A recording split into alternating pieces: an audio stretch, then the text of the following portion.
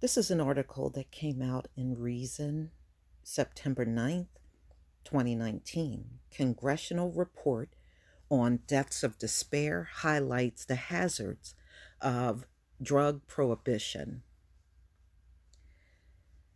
Okay, so you can see drugs and other deaths of despair. Usually it's suicide, alcohol.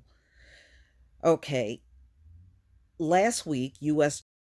Joint Economic Committee report on deaths of despair shows that long term trends in suicide and in deaths related to alcohol and illegal drugs cannot be fully explained by readily identified economic and social factors. It also shows that prohibition based policies aim to curtailing the harms caused by substance abuse may instead magnify those harms. The report notes that by 1920, the year that national alcohol prohibition took effect, alcohol related mortality had fallen from its 1907 high of 15.1 deaths per 100,000 to just 1.1. But alcohol related deaths actually rose through much of Prohibition. In the 1930s and 40s, alcohol related deaths were much further below their pre 1920 high than were suicide deaths, even though alcohol consumption had risen nearly back to its old high by the mid 1940s. The report notes that alcohol consumption continued to rise and hit a new peak in the 1980s, which it says many account for much of the rise in alcohol related deaths between the mid 1940s and the mid 1970s.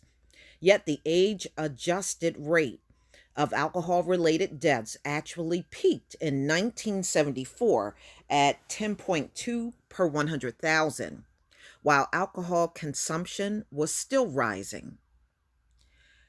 Consumption fell significantly after 1980, and alcohol related deaths continued falling through 2000. Per capita alcohol consumption had increased since then, but it remains far below the 1980 peak. Meanwhile, according to the Joint Economic Committee report, the rate of alcohol related deaths among middle aged non Hispanic whites rose to 24.3 per 100,000 in 2017, the highest level ever recorded. The relationship per capita alcohol consumption and alcohol related deaths is clearly not straightforward or proportional. Drink patterns also matter. Since 2000, the prevalence of binge drinking, defined as consuming 5 or more drinks on one occasion for men and 4 or more drinks for women, has risen by 0.27% a year, according to a 2018 meta analysis of survey data. That is more than twice as big as the annual increase in total alcohol consumption. Furthermore, the increases were large and positive for ages 50 to 64 and 65 and up, and smaller, negative, and non significant for ages 18 to 29. Given the importance of drinking patterns, it is not surprising that alcohol related deaths rose during Prohibition by making commerce in alcoholic beverages illegal. Prohibition drove a shift from beer and wine towards distilled spirits, which are easier to smuggle and conceal because they pack more doses into the same volume. Prohibition also made alcoholic beverages more dangerous, since black market booze could remain dangerous contaminants such as methanol that was added to industrial ethanol under a government edict aimed at discouraging diversion. And prohibition replaced a culture and moderate drinking with an all or nothing methods that encourage rapid consumption on the sly. The story of drug prohibition is similar. The Joint Economic Committee report notes that drug related deaths are already falling by the early 1900s, before Congress banned non medical use of opiates and cocaine in 1914. But drug related deaths have been rising at an accelerated rate since the late 1950s, notwithstanding the government increasingly expansive and aggressive efforts to suppress the illegal drug trade. The increase has been especially sharp over the past 20 years, the report notes. And while the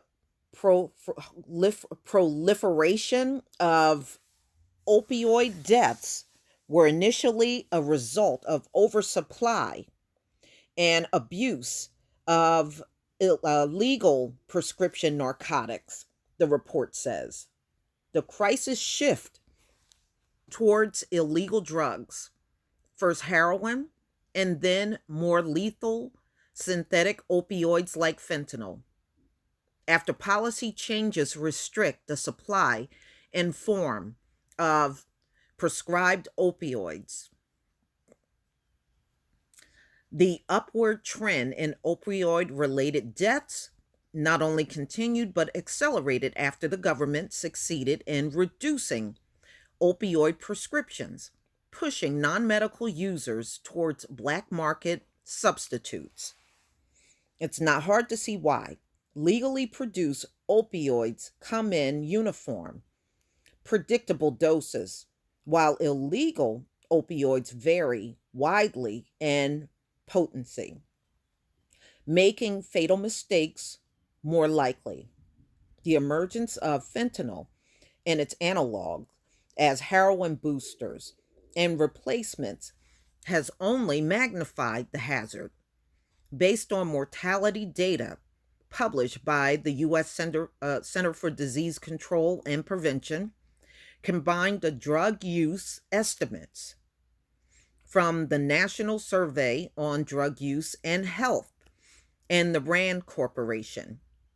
Heroin is roughly 8 times as deadly as prescription opioids. Just as prohibition made drinking more dangerous, it has made drug use more dangerous, both by favoring more potent products and by creating a black market where consumers do not know what they are buying. After considering a broader puzzle posed by deaths of despair, the report concludes that we clearly remain in the grip of a national opioid crisis that requires the attention of policymakers. But depending on the form that attention takes, it can easily make matters worse rather than better. Yeah, that's true. I mean, look, they've thrown a lot of money at this addiction and it's still going strong. It has not made any difference. Now it's just that opioids is starting to fade a little, but fentanyl is coming on strong. And we know fentanyl is deadly. That stuff will kill you, especially if you have it in your drugs. And many people don't even know they have it mixed in there, but it's there. So please tell me what you think about this report on deaths of despair, the hazards of drug prohibition. Please leave your comment and subscribe. Don't forget to hit on the notification bell, and I'll see you on the next video. Peace, family.